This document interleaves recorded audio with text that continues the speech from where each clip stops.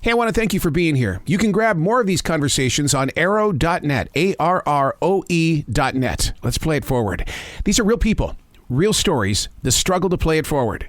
Episode number 548 is with Ian Harrison from NBC's The Voice. Oh, I'm doing so great. How are you? Absolutely fantastic. How do you prepare for a moment like what you're going through this morning? Because, I mean, there are 1,000 questions coming at you a mile a minute, and it's like, wow. And, I mean, how are you embracing this?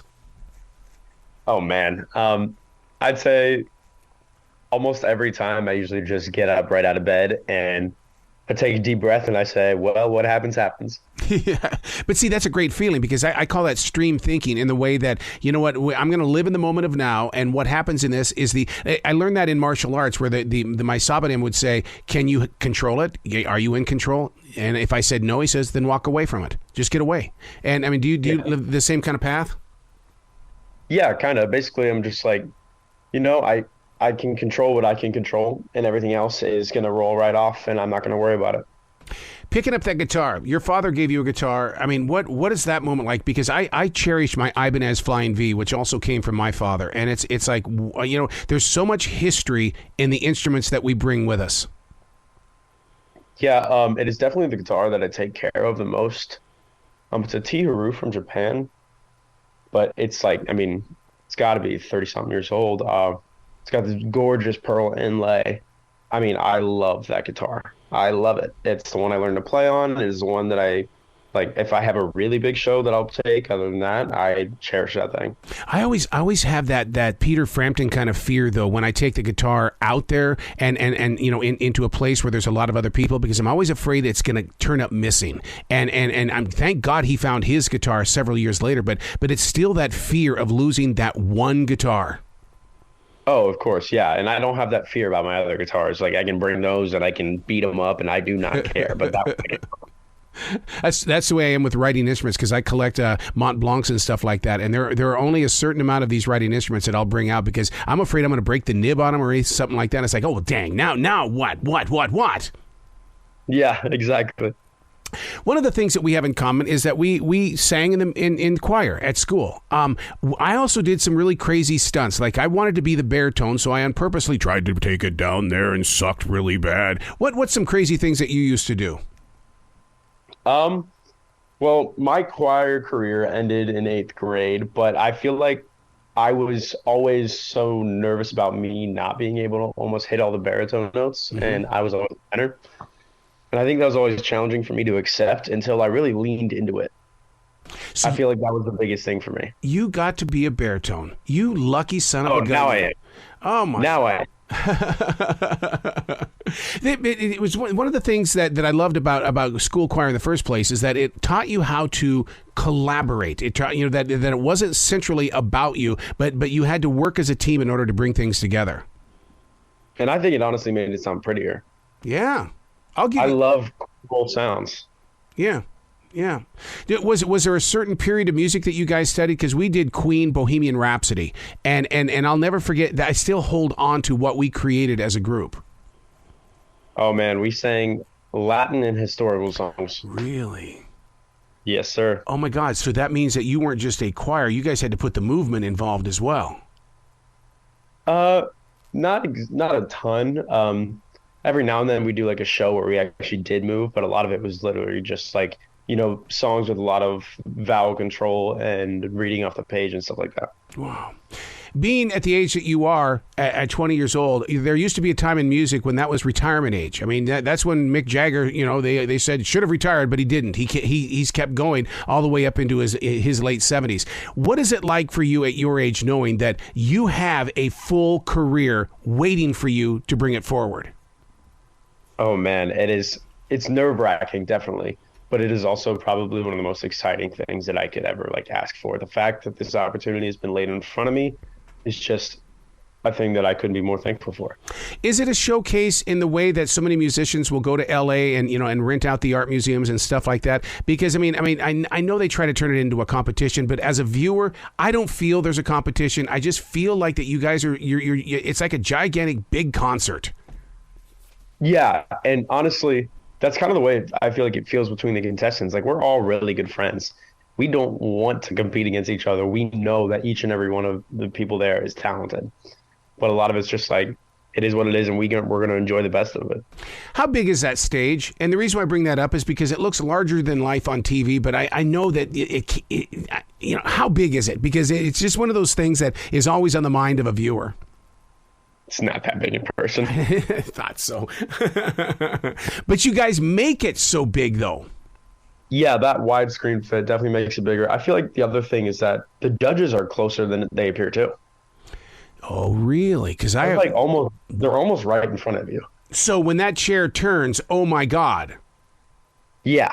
Like, it's like they're right there. You can see them, their whole face. You can see exactly everything. Like, it's crazy. Well, Ian, during the blind auditions, how did you keep going then when they turned? Because, I mean, I would just say, man, thank you so much, man. That's so cool. And I would have started the interview process right there. I feel like the biggest thing for me, my nerves are going so hard that as soon as Blake turned, I was just like, oh, thank God I'm safe. Yeah, that's it. Like, I just needed it. You were stolen by John Legend. Is that like an NFL player that's traded to another team? Does a whole game change? It really does. It's so cool. It's honestly like being a part of another team and going in a different direction. It's awesome. No, so when you join that team, I mean, all of a sudden you're becoming a part of those players. How do you get into that? I realize it's not, we're not going to call this a competition, but you're still stepping into a different circle. Yeah. I feel like the biggest thing that I was nervous about moving to John's team not only was working with John, but the fact that John had just like some crazy talented vocalists in my mind on his team. And it felt like it was going to be a lot more competition for me. And I wasn't sure if I was ready. I was just scared, So then do you use those other people on the team then as tools as well? I mean, you sit there and you vocally exchange ideas and plans?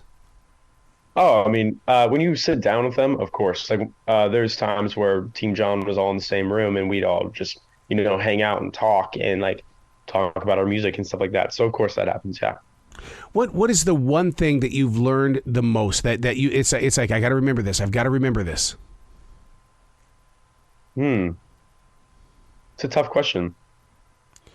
Maybe it hasn't happened yet. Yeah, maybe it hasn't happened yet. Yeah. And that's what I like about creativity in general is the fact that we're such open souls to, allowing new ideas and new thoughts to basically help create our paths. Yeah, I feel like that's a very good statement.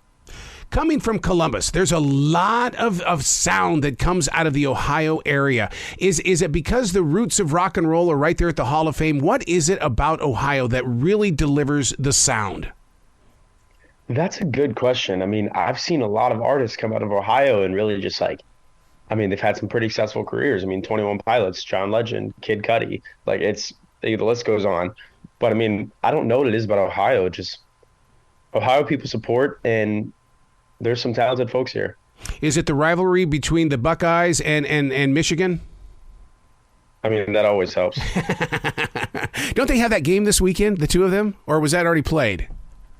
No, that one hasn't been played yet. Michigan played Michigan State this weekend. It'll be in a couple weeks. Oh my God, it's just amazing how Ohio is always on fire with something to do, and I just love to talk with people from Ohio because here in the Carolinas, a lot of your families are moving down here, and to hear the stories of what goes on back home is just amazing to me.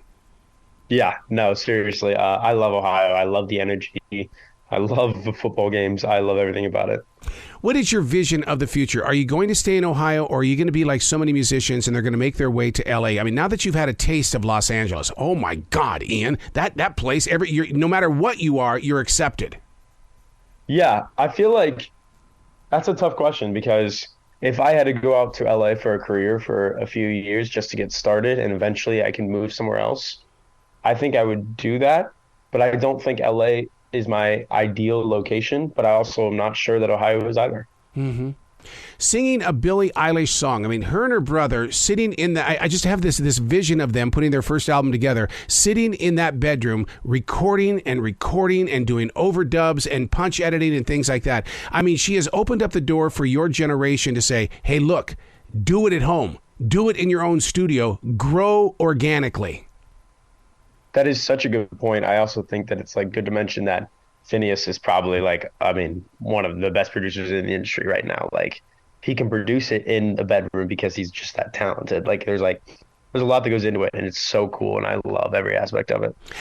I listened to him with Howard Stern and stuff like that, and it's just amazing how his imagination is able to tap into the rhythm of life, basically. And it's just and then for him at such an early age as well, to be able to find that sound. What do you do to locate your sound? I mean, is there meditation involved, or do you take a long walk? What is it that helps Ian find that moment? A lot of times I'll put the chord progression on a loop on like just a pad that I like. Yep. Put it on a loop. And if I have to, I'll play around with other sounds, but sometimes it just kind of like, comes to me. I feel like the biggest thing I like is like layered vocals with like a choral sound, like stuff like that. Like I love to implement that in the music. Do you ever listen to what's called frequency music? Because it sounds like what they do with frequency music. Not a ton, no. Yeah, I love when you start layering and stuff like that. That allows the imagination to have several different steps where it can climb. Today, I'm going to listen to this inside this song. It almost serves as like an invitation to keep coming back. Yeah, exactly. So you have a studio at home then? Yeah, a mini one. See, but yeah, a mini one. But in your head and heart, my God, it's larger than life. Oh yeah, no, it's so cool. It's fun. I spend a lot of time there. How often do you get in there? Because creativity is one of those things that can consume a whole entire day. Yeah, of course. I feel like when I'm in there, I a lot of times forget to eat when I've been there all day. But I mean, it depends. Right now, I'm kind of holding back a bit because, but I'm also like writing, just not in the studio yet. Mm. So lyrically speaking, have things changed? Because there for a while, even with, and I love me some hip hop, but the thing is, it was all starting to sound the same. So lyrically speaking, in this present day, is it changing since we've gone through so much? That's a good point. You know what? I don't know. Because, I mean, I understand, we got to get to the hook. We got to get to the chorus. We've got to get to this. And, radio always had that rule that was, if I don't get to the hook in 25 seconds, and I always thought that's so abusive to the songwriters. You're forcing them to get to the hook of a song in 25 seconds. And it should be, I mean, because I really believe that you guys, if you needed a 4-minute song intro, give it to them. Yeah. And I feel like that's the biggest thing for me is, I don't want to be tied down to like the layout of a normal song, verse, chorus, bridge. Like I don't want to be held to that. Like I definitely think I'd experiment with doing other things. What's your long-term vision? What do you want to do? Do you want to form a band? Do you get in the studio, record some music? What's that next step? Because listeners are following you now because you're on NBC's The Voice. But it's always that next question. What's next? I think you're going to have to wait and see, but you're going to be excited. Listen to you. Hey, that's a binge watcher right there. You just gave me a cliffhanger, dude. Uh-huh. Are you binge watching any TV? At the moment, Supernatural. Now, where's that found at? Netflix. Really? That's it's so strange how Netflix has really tapped into that. Would you ever create something in the way of like a listen binge watching? In other words, where people have to keep coming back no matter what to get the next part of the story? Yes, of course. I love it. It's great. It is great. Where can people go to find out more about you, give you some love, and start giving you some serious support by way of, because I know you're going to be the type of person that's going to have merchandise and stuff like that. So where can they go to get that journey started? You can go to my Instagram, which is ian.harrison, or you can go to my TikTok, which is @I'm Ian Harrison. Dude, please come back to this show anytime in the future. The door is always going to be open for you.